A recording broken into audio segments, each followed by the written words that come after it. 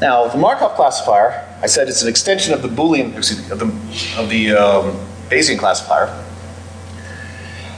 It's a Markov random field.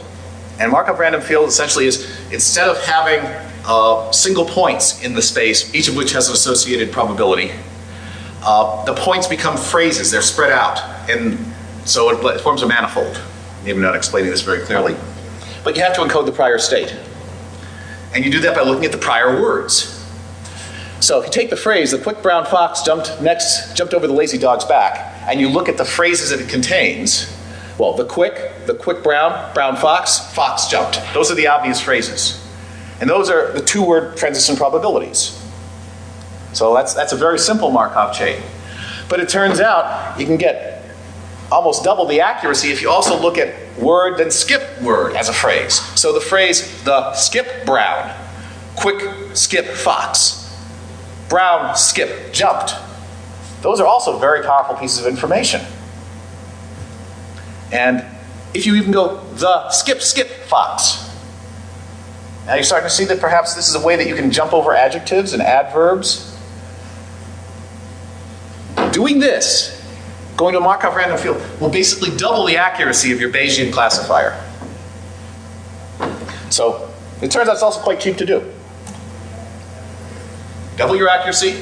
You can make this shorter or longer, but we did some experiments on this and found that a length of about 6 gives you the optimum accuracy. At 6, you can throw away single words. Don't pay any attention to them anymore. So this means that all that word salad you see in spam goes away, because it doesn't make sensible phrases. It's gone. Detmer Mers, I was talking to this at a conference in Ireland, and Detmer Mers is a linguist. And he was looking at the acquisition of language by both adults and children, both English and Chinese. And he concluded that you don't learn if all you're presented with is phrases of length 7 or more. Your brain can't pull out the information it needs to learn new words.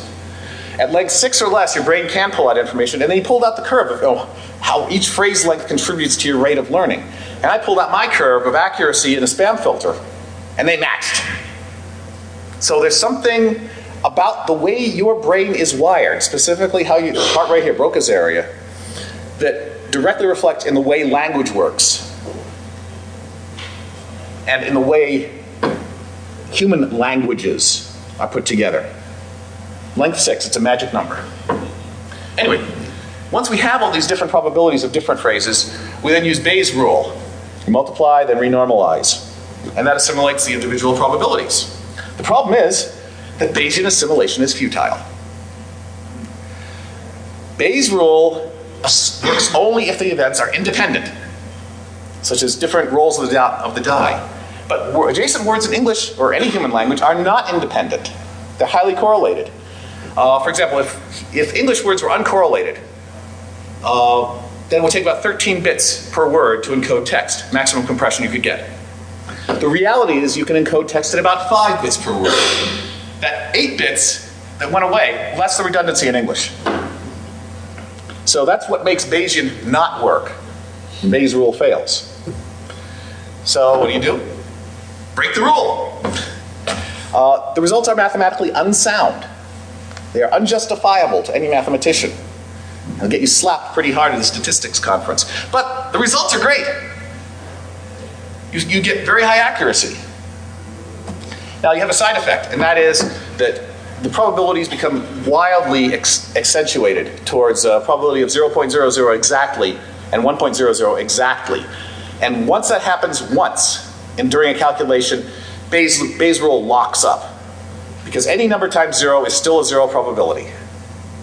So we introduce a new measure called PR, which is the log of the probability. And instead of multiplying, you add, and it has no 0 lockup. PR is also sometimes called log odds. Now here's what PR looks like empirically. A PR of 0 means total uncertainty. PRs above 100 are extreme certainty. Around 10 is fairly certain. Plus or minus 1 to 10 is a very useful range, because that is the domain in which a human would say, I think it's this, but please tell me the truth. And it turns out that if you train machines on that range, from plus minus 10 or plus minus 1 down to 0, you can about double your accuracy again. So, moving on. Hyperspace K nearest neighbor, KNN. And this is pretty old also, Fix and Hodges, 1951. And this, I'm not going to insult anybody, but it works like the redneck algorithm. You look at your neighbors, and you're just like them. So you look at an odd number of neighbors, you choose odd so that you don't get a tie, and you say, okay, are you this one, or this one, or this one, or this one? And then whatever the majority of your neighbors are, you're like them. You're in the same class. How do you determine what near is? Well, we actually have a formula for that. This is the distance, or the weight. It's the number of features you share between any particular known text and the unknown squared, divided by the number of features that are different between the known and unknown texts. It's kind of a useful formula because it turns out that this is Einsteinian spacetime. So you get beautiful linearity. And what you can't read here is the squaring was empirically determined. And I didn't realize until after I run thousands of tests to try and figure out what the best numbers to put in there were, is that that's what it was doing. It was emulating Einsteinian spacetime. And it works great. Here's an example. If your unknown is the features A, M, X, and Z, those happen to be words or phrases, and you have 5 knowns, 2 of which are class foo, 3 of which are class bar,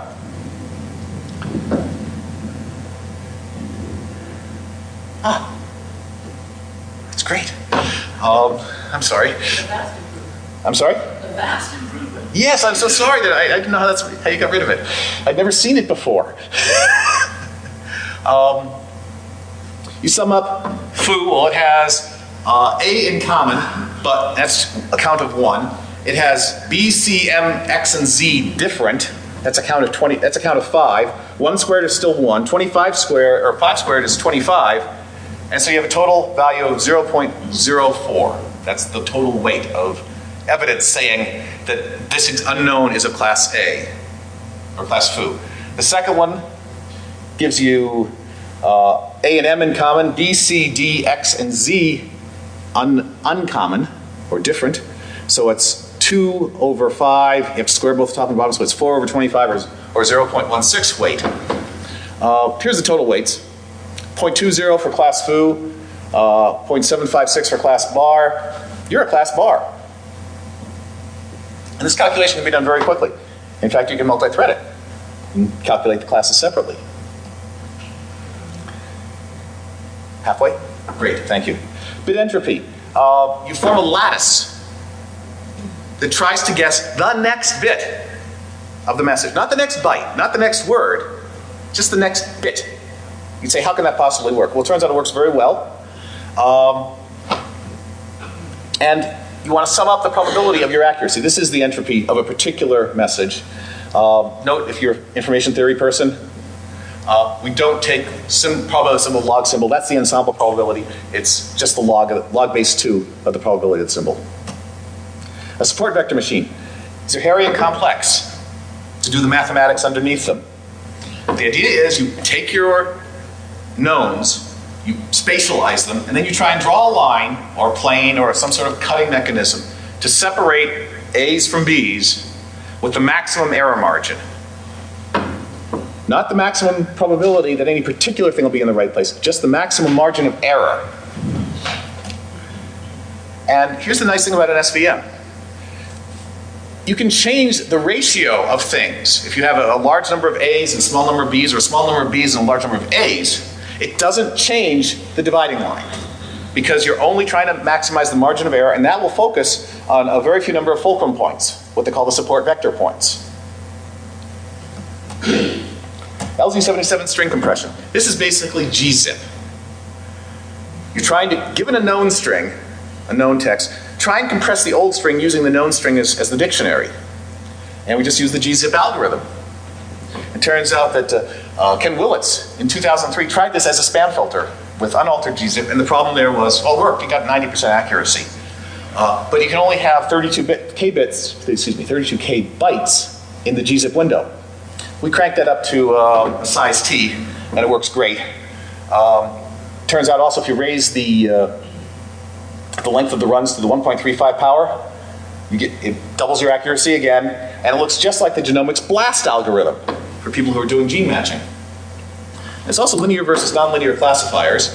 I'll skip because I don't want to run out of time here. A nonlinear classifier sounds like it should be more powerful because a linear classifier can't separate out islands or curved surfaces in the cut plane. Nonlinear can. For example, try and write a linear classifier that can detect mortgage or Viagra, but not both, the XOR function. And won't try too hard because Minsky and Papper proved that you can't do it. The reality is, though, that of the classifiers we tested, 2 are linear, 3 are nonlinear, and there's no correlation in accuracy. Go figure. Training, we typically did, these are all in the slides and in the white paper, I'll skip ahead. This single-sided thick threshold training. You train everything you got wrong, and then you train only the things that you're a little bit unsure of. And that works, well, gives you another 50% accuracy boost.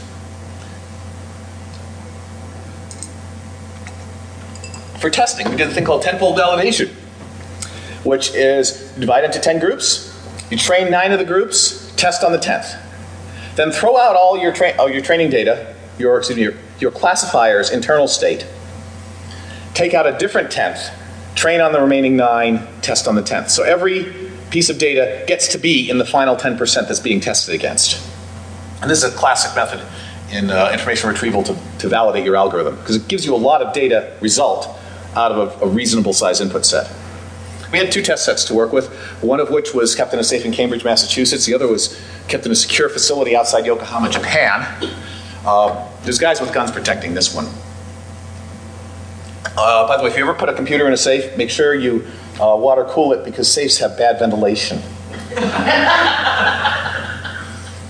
Core 2s will shut down, but they get really slow. Yeah. Here's the results. No, recall is nice. It's still much better than that expert system. 97.8%, 97.2%, 96%. Very good, but none of them is good enough. But these errors are not correlated. If you look at the cross error rate, how many errors were in common between the Markup classifier and the bit entropy classifier? There's only 4 errors in common. Any place where you see a 3 on here where there are only 3 errors in common, that means we've hit 99% recall. Victory. Are these truly uncorrelated? Not really. Notice that we would expect,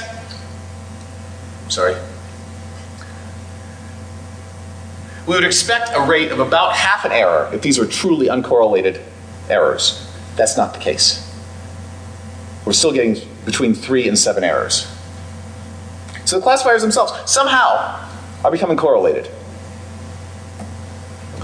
What if we OR together all 5 of these classifiers? It increases the recall, it should decrease the precision. You get 1 error, 1 missed alarm, but 107 falses. Now at this point we've reached the limit of this data set because the only place to go from here is to 0 errors. So we drop back and go to that big data set in Japan, which I can't get access to. I physically am not allowed in that facility because I'm not Japanese and I don't have a Japanese security clearance. 12,500 confidential documents, 1,700 non-confidentials. It's biased towards confidential documents. Go figure. It's live data. It was really confidential in fiscal year 2009. Now here's a problem. That's a much bigger data set, and some of these algorithms are a little bit slow. Markup has beautiful characteristics. It's essentially constant runtime in the length of the unknown. Bit entropy is pretty close. It has an approximate algorithm for the learner. That's okay. It still works very well. Hyperspace has this nasty factor here. It's the number of knowns you have times the length of the unknowns. So it's almost an n-squared algorithm. The SVM